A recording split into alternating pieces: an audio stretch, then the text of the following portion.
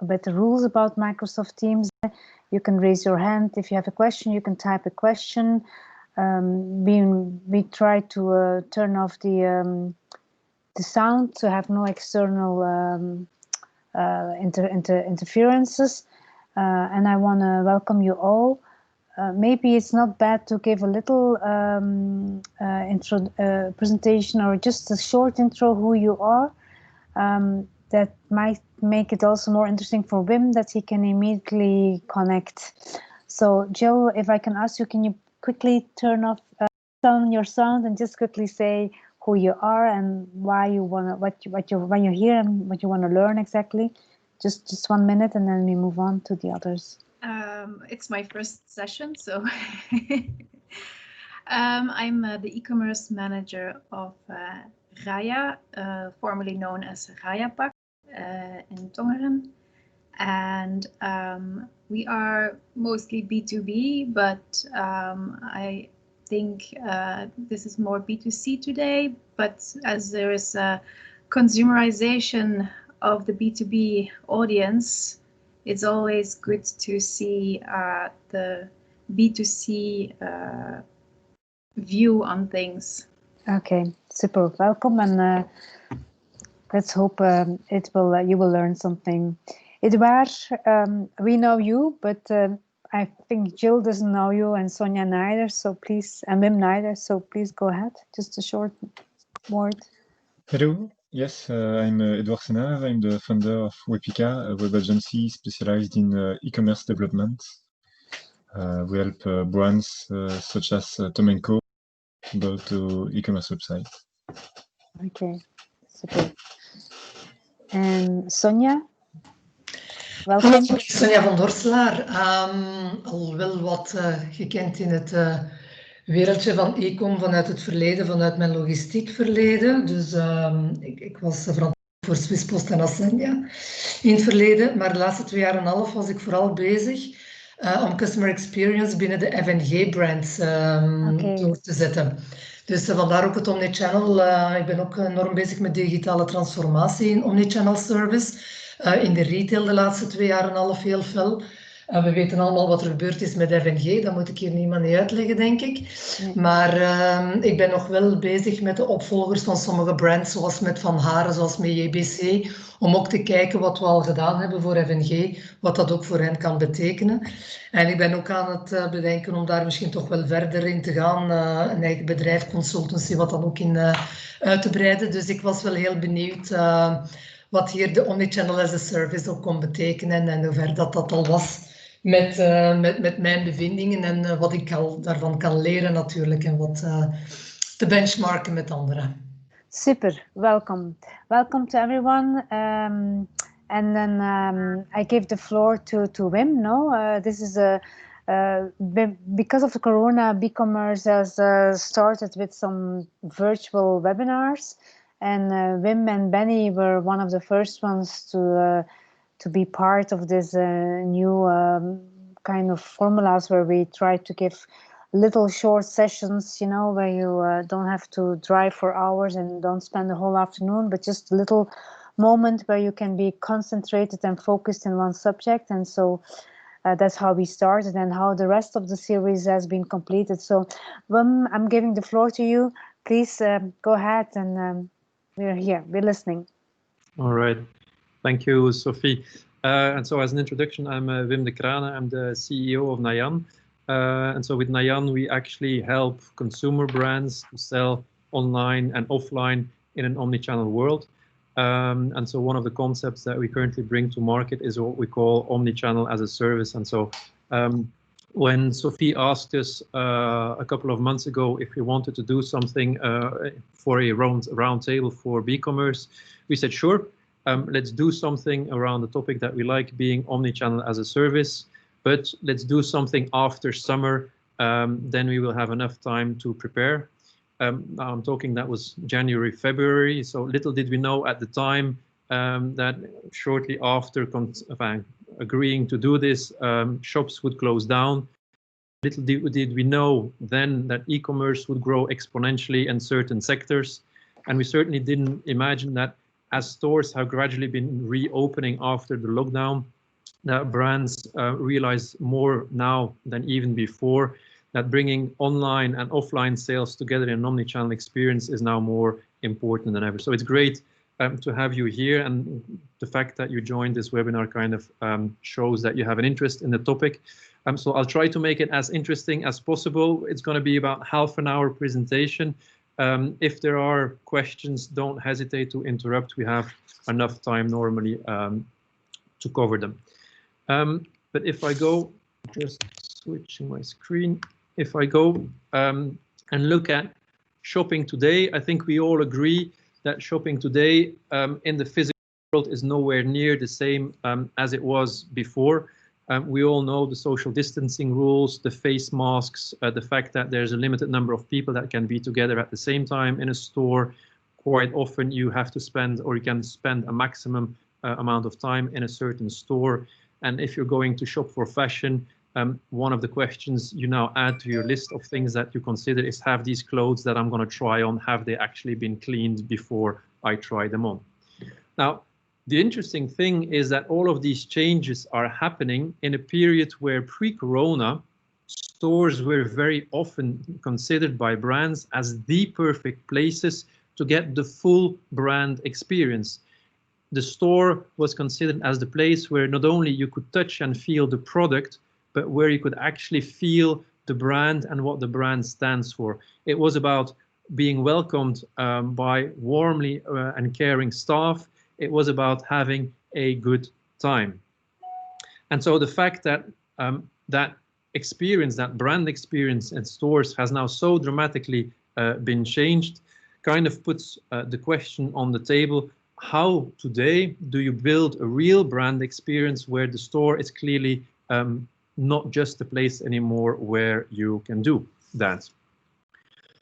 A second thing that we should all not forget is that pre-corona store profits were already a challenge, and good stores that were running at 5% profitability pre-corona, even those ones today are being challenged more and more, because our friends at McKinsey estimated that if online penetration increases by 10 percentage points, so 10% more sales are being done online, lots of stores would actually be no longer profitable.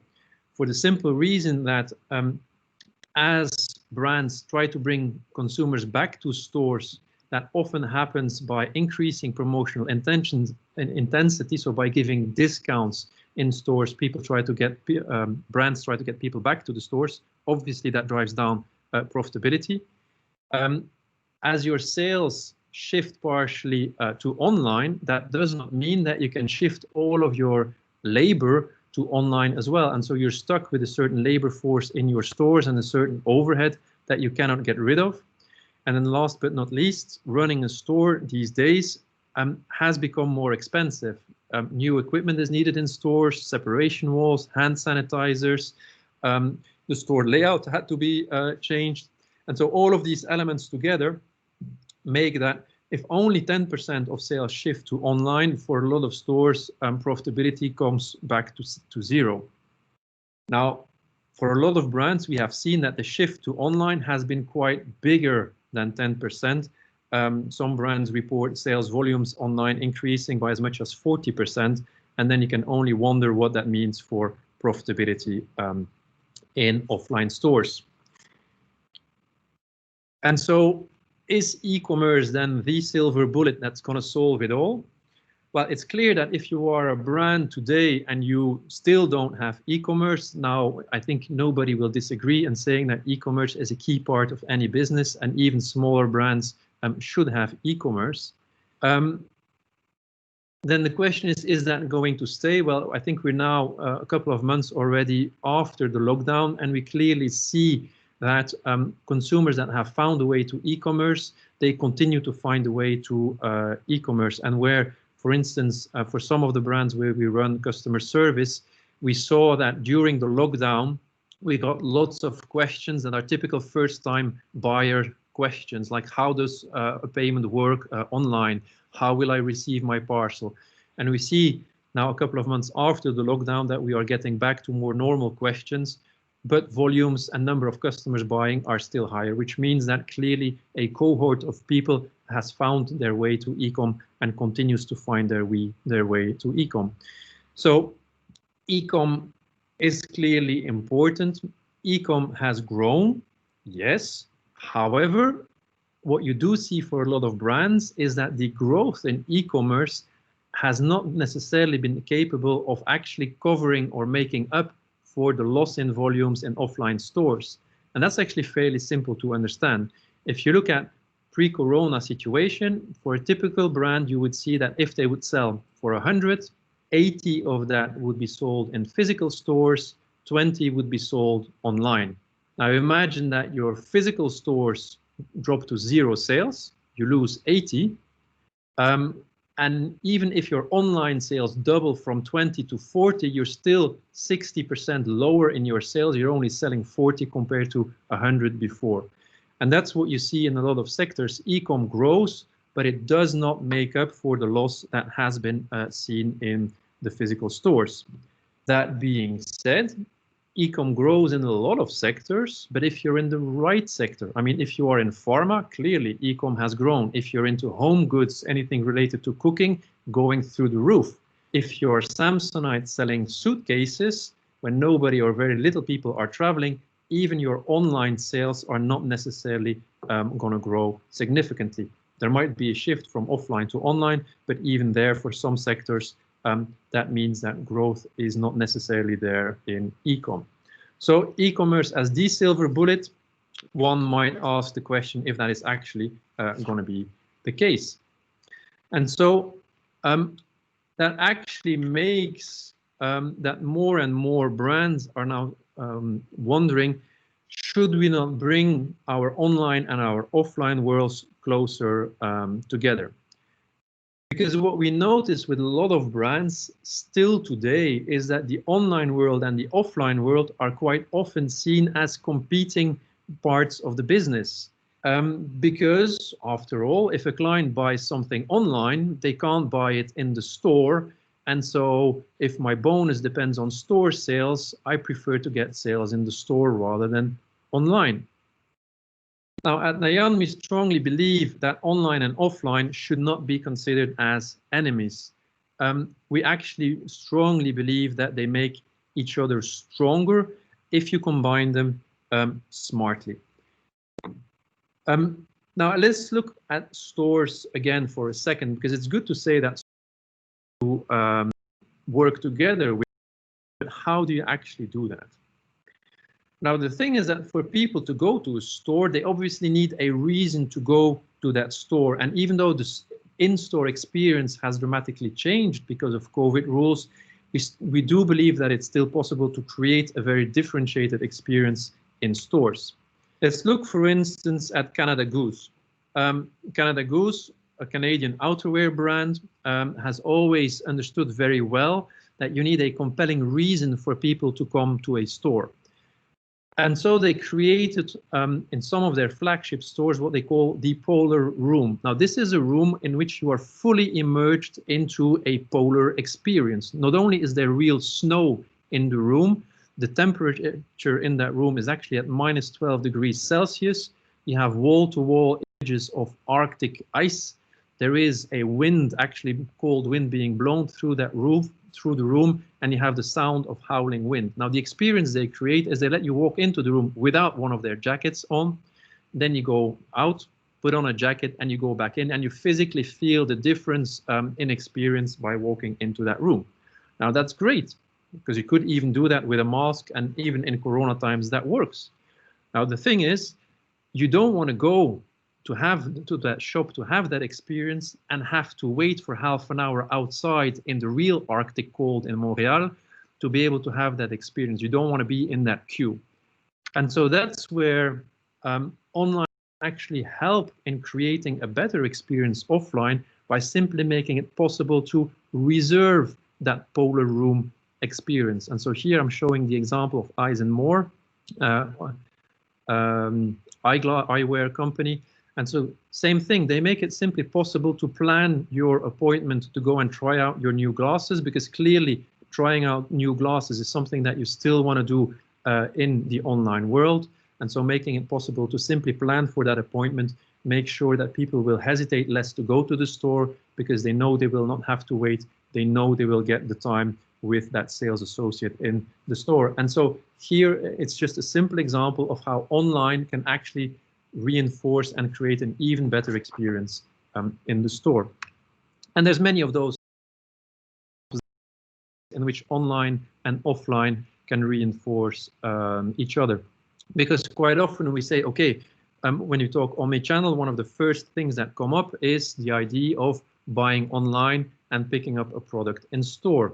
Reason that people say that they would want that is at least then I can still touch and feel the product. If it's fashion, I might still be able to try it on. And so that's great. But not only for the client is that actually great, for the store itself, it's a great idea, because if the consumer comes into that shop, if you have well-trained salespeople, they can cross and upsell. But another important advantage that is often forgotten is that in doing by making buy online, pick up in store possible, you actually make it possible to sell store inventory online. And we saw that during the lockdown, a lot of stores had bought up their spring collections before the lockdown happened. Stores were stuck with lots of inventory there, and they couldn't sell it because they were not open. If you could do buy online, pick up in store, or curbside pickup, as was possible in some countries, you were actually possible to still sell your store inventory through your online channel, which at that point in time would have been extremely useful for a lot of shop owners. Another one that is very well known is buying a product in store and getting it delivered at home. So I don't have to walk around. If I buy my suitcase, I don't have to walk around in the city center with my big boxes when I do my other shopping. Clear advantage for the consumer. But again, here there is a clear advantage for the store in making that possible, because in doing so, the store can actually sell online inventory, because that store does not have to hold all items physically in that store. And so they have to spend less money in building up in-store inventory.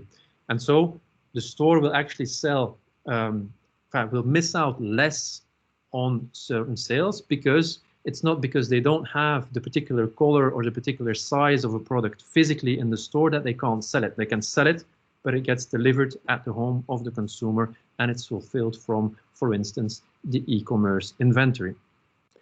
And so those are ways whereby online and offline can really reinforce each other. Other things that we have seen, and people have become quite creative during the lockdown, is that while shops were closed, the website was actually promoting the inside of the shop with 3D views.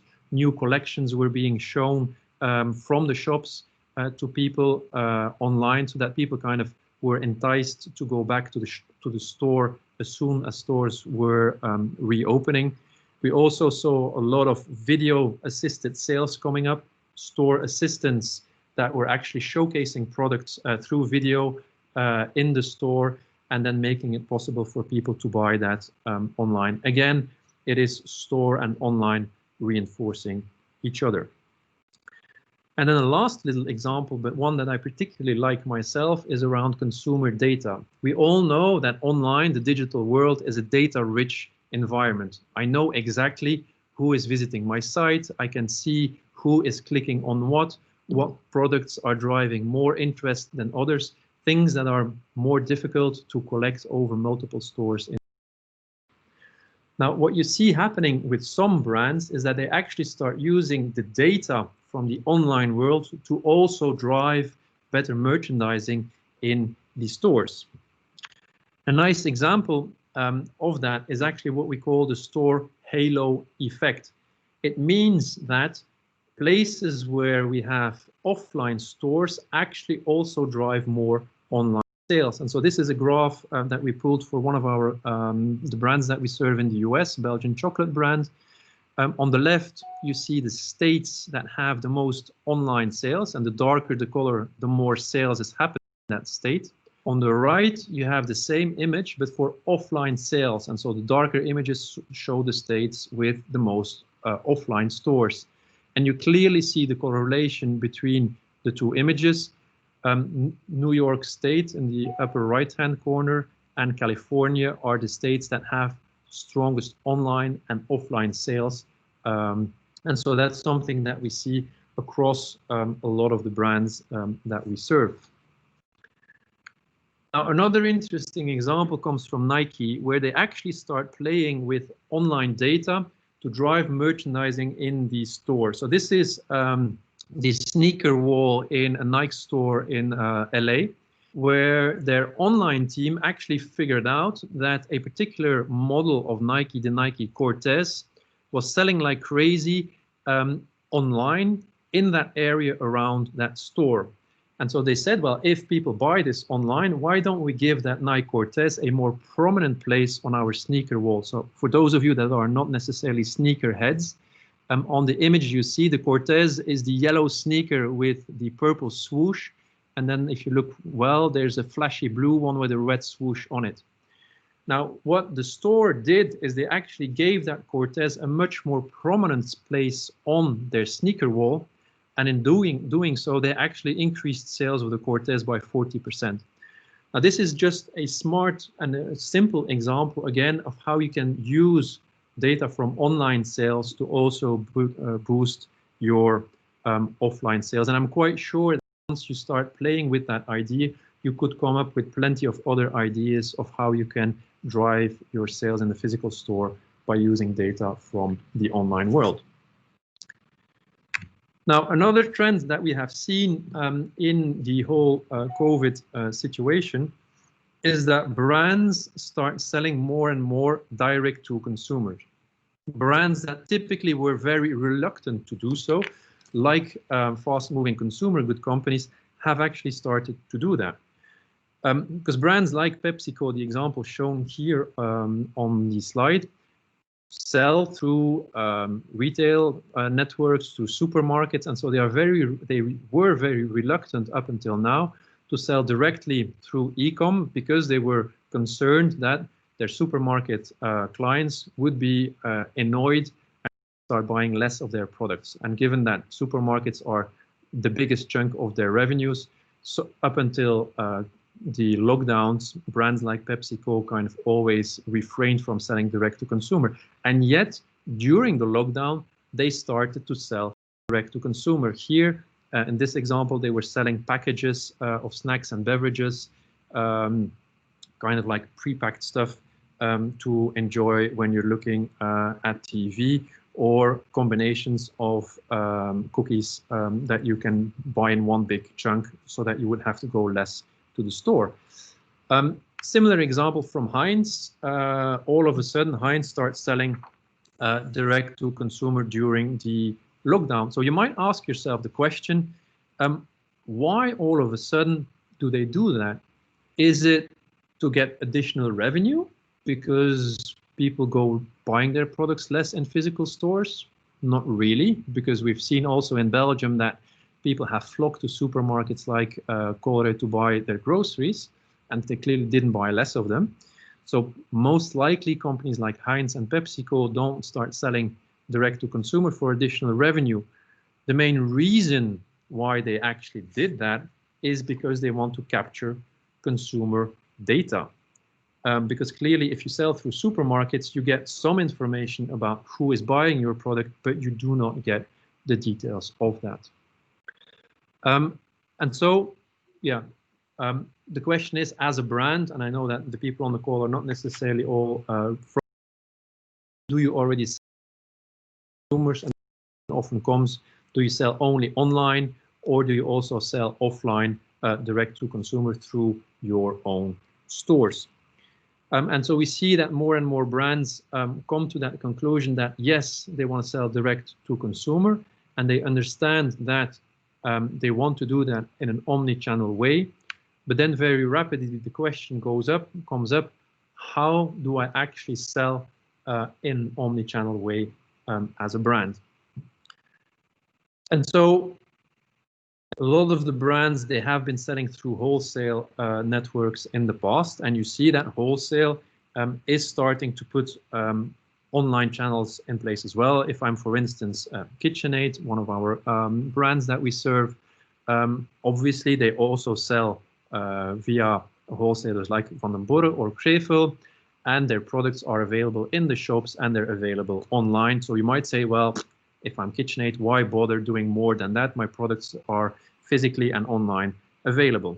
The thing is that not only do you have little access as a brand to consumer data, as we said before, but you also don't control the brand experience, because after all, my KitchenAid stand mixer is standing nicely next to all of their competing products, and for a consumer, they don't get that premium brand experience that you might want to have. Similarly, you could say, okay, if I'm going to work with traditional wholesalers, fine. A lot of those wholesalers don't have necessarily as strong online capabilities as a brand like Van den Borre or Krevel. And so a lot of brands say, well, then we're going to go to typical marketplaces like Amazon, Zalando, or Bol. At least they have a very strong online presence, and my products will be available to lots of consumers in the online world. However, still the same challenge as with your traditional wholesalers. You have very little access to actual consumer data.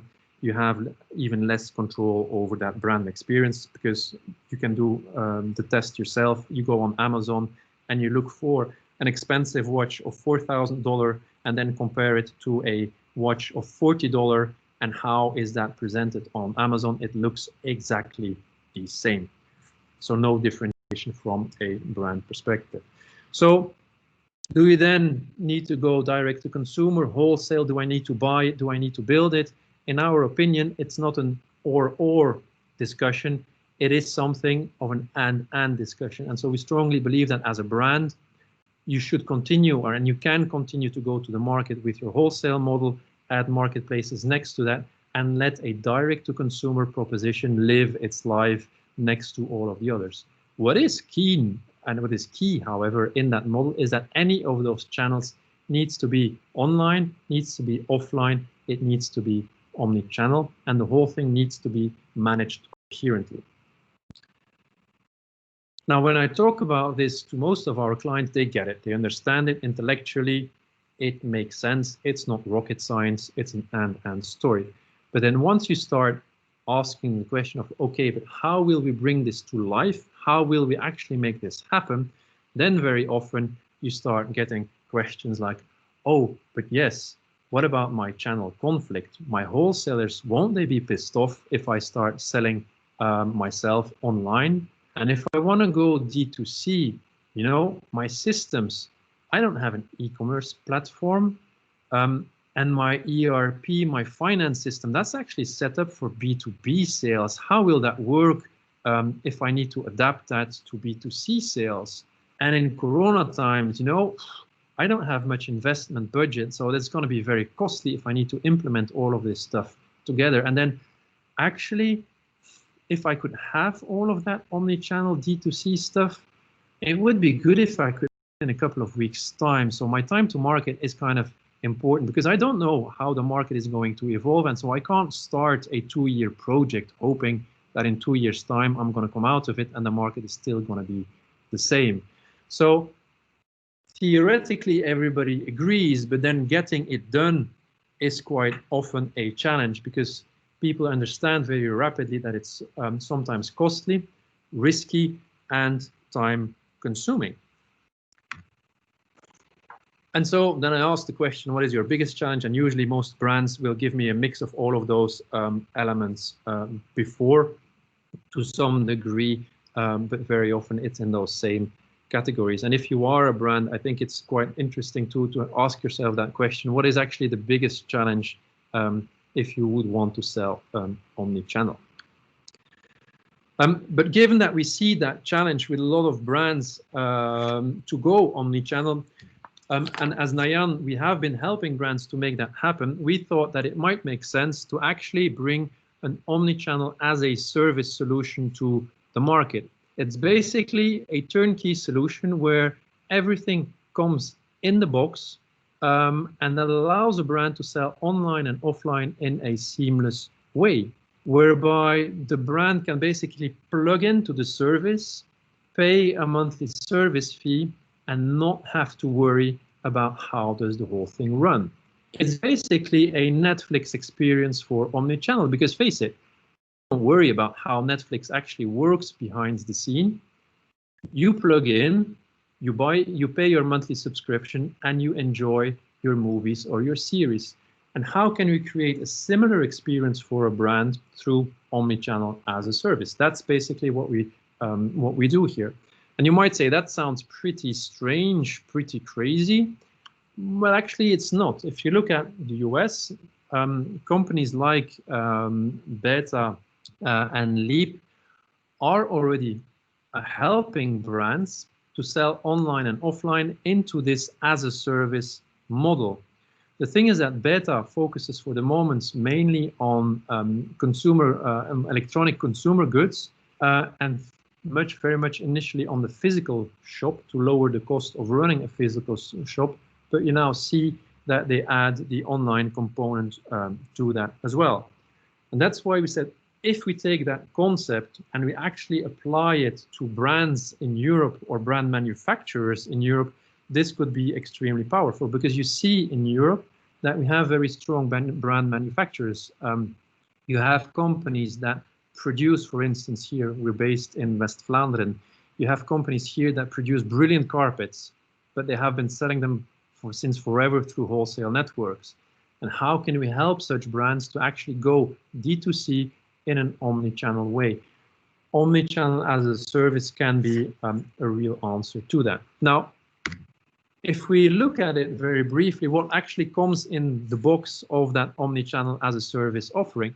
Obviously, you need everything to run that omni-channel, which means that you need your IT platforms, your e-commerce platform, your cash register solution for a store, all of that nicely integrated through your order management system with connections through logistics, fulfillment, payment. And we actually deliver that. We built an integrated omni-channel platform running on technology like Salesforce that you as a brand can benefit from, not only because it's already pre-configured, but you don't have to pay the full license fee yourself. So you get the platforms. Having the platform is one thing. If you don't have traffic coming to your stores, you're not going to go far. So we will also actually provide you with the digital marketing skills and processes to drive traffic not only to your physical store, but also to your online stores. Your stores, once your customers are there, they need to be managed. Your online store need to be refreshed with the new products, the new sales campaigns. Your offline stores need to be merchandised as well.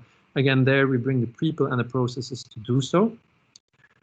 Fulfillment, we talked about it, buy online, pick up in store, buy in store, deliver at home.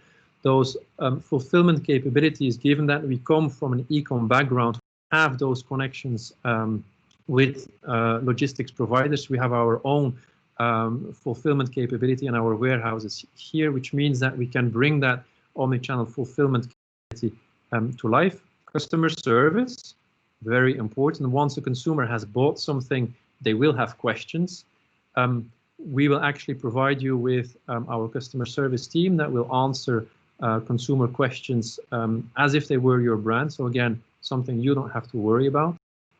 I talked about the challenge of ERP and finance systems. So if you can only process B2B payments and you struggle with B2C payments, invoices, credit note to consumers, quite often it becomes very quickly a hassle. We actually take care of those. We could even do your VAT declarations across Europe. And then last, but certainly not least, talked quite a lot about the fact that brands want data. They want access to consumer data. Well, the great thing about omnichannel as a service, as an offering, is that the data is your data as a brand. You get all of the insights you want, and we can actually help you unlock those insights so that you can better drive your sales campaigns, your marketing campaigns, and ultimately grow your brand. And so the whole idea here is that you get access to that service, as I said, for a monthly fee, as long as you need it. And basically, as the brand grows, we will grow together with you.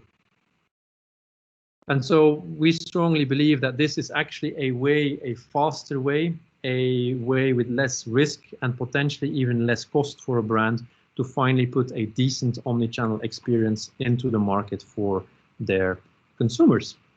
And so as far as I'm concerned, that was basically what I wanted to share with you. I'm actually quite curious to hear, because we have a little bit of time left.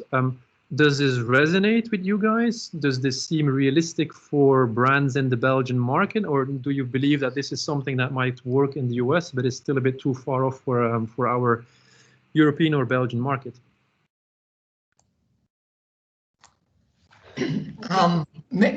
Okay, ja, doe maar, Gilles. I think it does make sense for our brands as well. I do worry a little bit about what you said. Can we also sell directly when we already have partners? It depends probably on who you work with. But yes, it's definitely something interesting rather than a threat. Mm-hmm. Yeah. Yeah, I think we should be there already, especially now after COVID. Well, after we are still in the middle of it, but we see the challenges. I think most of the brands and companies have seen which challenges there are with the digital transformation and the omnichannel. All the theory, I think you all tick the boxes, especially your last slide. That was also one of the slides I used a lot, I have to say, or more or less, yeah, everybody in his format, but it ticks the boxes. The challenge, especially in Belgium, what I experience is like, if you talk to a CEO, he agrees, he is a bit scared, he knows that it's all coming into his head. The question is how? How am I gonna combine all this? Because everybody has bits of pieces of it, but to really melt it, to really like set it down, because I had like a double function being customer experience and omnichannel, that were the two focus points I had. If you go to a brand, if I may ask, Wim, who is taking the responsibility in that organization to drive this omnichannel? Because we don't have omnichannel managers in Belgium. Yeah, and very often, if you look at the customer experience vacancies, it is like somebody who is 26, just had a first experience, had a nice TW, and then can go into a company, has nothing to say. And I'm like, I was lucky that I was like immediately in the direction team. So I had my peers to say, there is an angle to correct it. But I don't see it in many brands, and especially not in Belgium. So I'm very curious as to see who is taking the responsibility in the structures we have today, because I think, especially in the retail, that the companies have to rethink their structure, because an omnichannel manager, as you see, has customer service, has e-com, has the stores. So where do you put this person? And if you only put him as a project, or you bring him as a project, nothing happens. Mm-hmm. I think you hoe zeg je dat in het Engels, de nagel op de kop, Sonja. I think it is one of the biggest challenges we see, next to people actually understanding what they talk about, because everybody says omnichannel or digital, but once you start scratching the surface, you see that there's often not enough understanding of what it really means. And to your question of who drives this, I think our best customers is actually where the CEO is the customer, and he hits the heads of his comité de direction together to make it work. In reality, what we see, given that a lot of this stuff is related to digital, is related to technology, it's very often people that are well versed in e-commerce that take the stores with it. A couple of examples we've had where the retail arm, so the responsible for stores, try to bring in the more digital angle to it. I don't claim to have the truth on it, but I see that very difficult.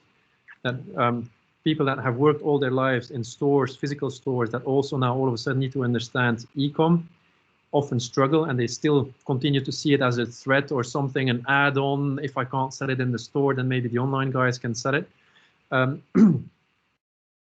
Yeah, and I have seen, I'm just thinking off the top of my head, I haven't seen one company that actually created the head of. There is one that created the head of Omnichannel, but it's not yet there. So I think, and that's maybe also our responsibility, is to help people think about it and create those new roles when we are advising companies, because I do think that if people don't get educated properly and if the organization structures don't adapt, we're not going to get there. Yeah, absolutely. Yeah, that's also my experience of what you say, like the CEO is your best customer. It's like in the terms I always say, it's top down, and if the CEO doesn't not believe in it, just don't start, because it's a waste of time. And that's also one of the reasons why we want to bring and why we bring that Omnichannel as a service solution to the market, because it's like saying, look guys, you can debate a lot about technology, you can debate a lot about processes, and you can debate a lot whether you have the people or not, but if we can give you plug and play an Omnichannel as a service solution, there is no more excuse for not being able to do it. The only excuse is probably your internal conviction or your internal organizational struggles. And that quite often is a bit confrontational, because it's like taking away the excuses for not doing it. And I think that's really where we should get to, and take the discussion away from what software should we use or what system, because that's just technology. That's easy to solve, I think. Yeah, absolutely agree. Yeah. Yes, I can also really agree. Change has to come from the top, and I like the expression that the customer, that the CEO must be your own customer. It has to come top down, and yeah, it should be part of the whole change. It's so hard to get things changed, and we see that in the whole retail in Belgium. But then those who are doing it are rewarded, Wim? That is you cannot deny it. So and that we can also see in Corona, those who will come stronger out of the crisis are those who were already on the path of e-commerce. Those who had to start from scratch again, yeah, okay, it's a good leverage, but yeah, absolutely. Okay, any more other question, Edouard or Gilles or Sonia? The webinar will anyway, it is recorded, so we will put it available on our YouTube, and we will definitely make it accessible through our community, so that you can watch it later on also. So, but please feel free, Jill, Edouard, Sonia, any more question or Wim? You can by these also, you get to know each other, and probably you can connect afterwards. That might also be always a good start to continue the debate. Yeah? That's also part of the webinars, to have smaller groups where it's easier to, to put the contact and just move on from there. Okay, then I want to thank everyone, Wim especially, and then Sonia and Jill and Edouard, and don't hesitate to contact Wim directly afterwards or to get through us, and I wish you all good luck. So, all right, and don't forget there's many other more webinars. Just plug in, like Wim says, no excuse anymore, just plug in and follow. Okay, thank you very much, and have a nice day then. Thank you very much for the organization, and thank you, Wim, for taking your time. We will connect, I guess. All right. Thanks. Okay, bye. Bye.